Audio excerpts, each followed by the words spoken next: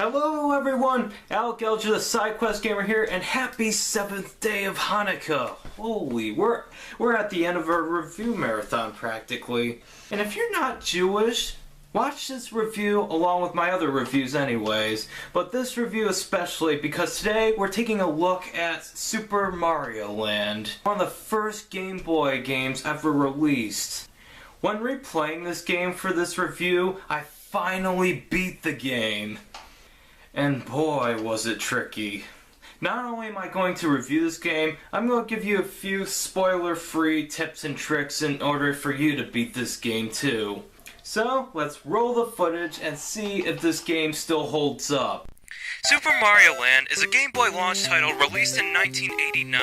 It was developed by Nintendo R&D 1 under the direction of Gunpei Yokoi. I'm sorry if I mispronounced that. Who was actually the mentor of the Mario series creator Shigeru Miyamoto. But yet Miyamoto was not involved with the project, possibly because Miyamoto was probably overseeing the development of Super Mario Bros. 3 at the time.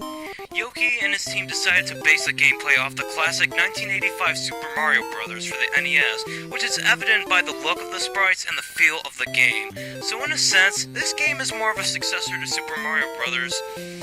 Well, more so than this.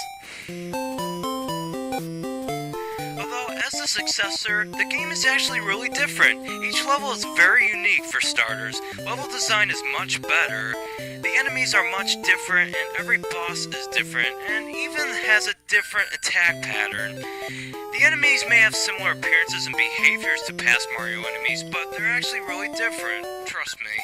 Like for starters, we have the evolution flawed bombshell Koopa, which literally has a shell that's a bomb. Then there's the Goombos that are exactly like the Goombas, except their appearance is different. There's also the pipe cannons that shoot bullet bills, which are different from bullet bills only by a lack of a face and that the cannon comes in and out of a pipe, while the bullet bill cannon is stationary. The only returning enemy in the game is the Piranha Plant, but other than new enemies, the game is what you would expect out of a Mario game. The new enemies can really give you a hard time, like the jumping enemies in the fourth world that never die, but to get past them, try to lure them into the abyss because up ahead are several bullet biffs, and getting rid of the jumpers would make timing a bit easier.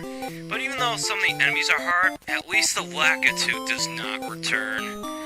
Also, while on the subject of enemies, watch out for the running Easter Island heads from the third world, and the rolling rocks you see in that world are platforms to the other side, so be sure to jump on the top of those rocks, but be careful not to fall into the spike pit. Although it's worth noting that in 2 levels of the game, you get to ride a vehicle, and those levels play like a fun little side-scrolling shooter. In fact, they're in my opinion the highlight of Super Mario Land, and I bet there are many others who agree with me. I have to say that I really like the music in this game. It was composed by, I'm sorry if I mispronounce this, Hirokazu Tanaka, who previously composed music for games like Metroid, Duck Hunt, Tetris, and Earthbound. Yes, believe it or not, the jolly good Super Mario Land is composed by the same guy who made the eerie Gigas theme from Earthbound.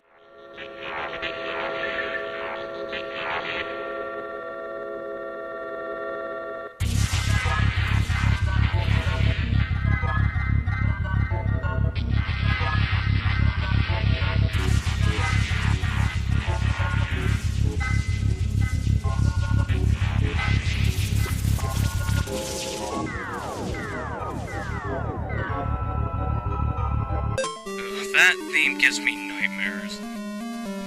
Other than the Earthbound music, the Super Mario Land soundtrack is some of his finest work in my opinion, because I'm surprised that in 1989 the Game Boy cartridges could handle such sound quality. My favorite soundtracks in the game is probably the themes from World 1-1 and 1-3.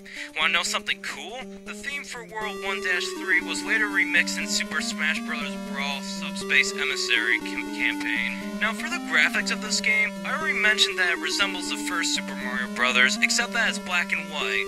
And while they were good for its time, I wouldn't say it holds up as well as other Mario games. Heck, the original Super Mario Bros. Aged better, graphically speaking, but that doesn't affect the overall rating of the game because graphics doesn't define fun.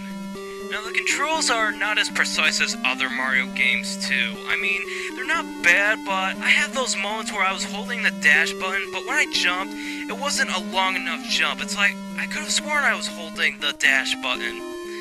While this happens rarely, it's definitely worth noting before you play this game, so be sure to time your jumps carefully because some of the moving platforms can be tricky. Like I said before, the level design is really good because of the variety and themes in the background, but some of the levels can be really challenging, like level 3-2, 4-1, and especially 4-2. But if you follow my previous advice, you should be more prepared to face those challenging stages. Not with ease, but you should have a good idea of what's ahead. Occasionally there's some cheap enemy placement, mainly in level 4-1, but it's not too difficult to overcome. The boss battles, like I previously said, are interesting due to the variety. Skip to this point of the video if you don't want my help in fighting these bosses. I don't want to spoil the ending, but if you want a little help, sit and watch. Either way, it's up to you, but if you've never played the game before, I advise you to watch this. There's only 4 bosses in the game, plus the final boss. The first one is plain and simple. You can kill him with a Super Ball power-up, yes, that's what it's actually called. Or activate what I like to call the kill switch on the other side of him. The first 3 bosses have a kill switch, which is like the axe Mario used to collapse a bridge under Bowser from the first Super Mario Bros. The second boss you can easily kill with the torpedoes from your submarine, but if you need to, torpedo the destructible blocks behind him and hit the kill switch, but torpedoing it is much more satisfactory. I mean, there's absolutely no reason why you should have a hard time with this boss. The third boss is really tricky. You can jump on the rocks that it throws at you until you're high enough to jump over it and hit the kill switch. You could easily kill it with the Super Ball power-up if you're lucky enough to have it by the time you reach the end of that level.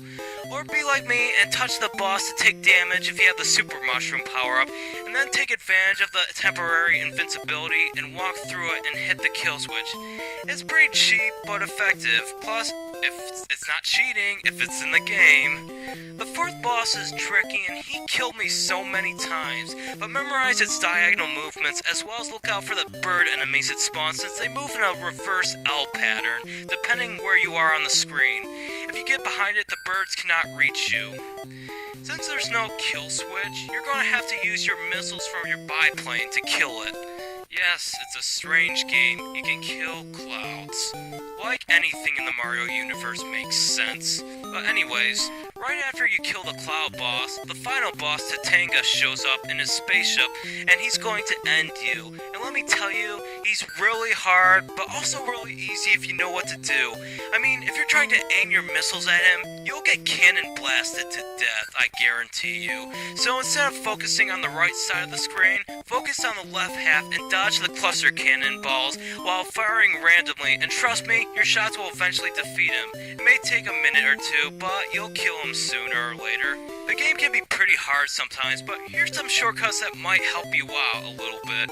In level 1-3 at the start, if you position yourself 3 blocks away from the left and lean against the wall while in midair, an elevator will take you to the top of the screen and you'll get a lot of coins. But it doesn't stop there since there's another elevator in the same level that brings you to the top of the level again, but it's in between 2 blocks in a set of 3. I'll show you.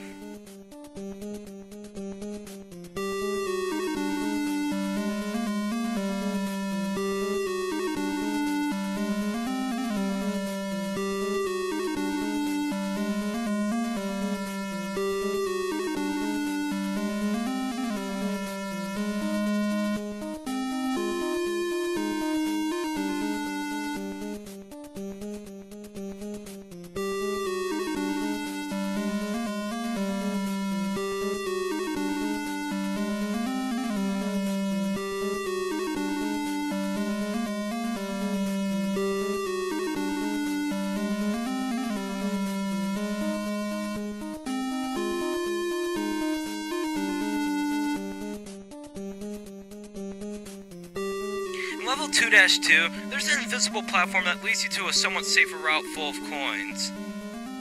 You also get to avoid enemies and certain death.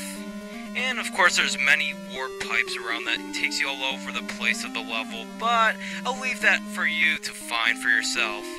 And one more thing, if you beat Super Mario Land once, don't reset the system, because when you return to the title screen, you'll unlock Expert Mode. I haven't played that yet, but it's a nice little feature to add replayability to the game that was already infinitely replayable.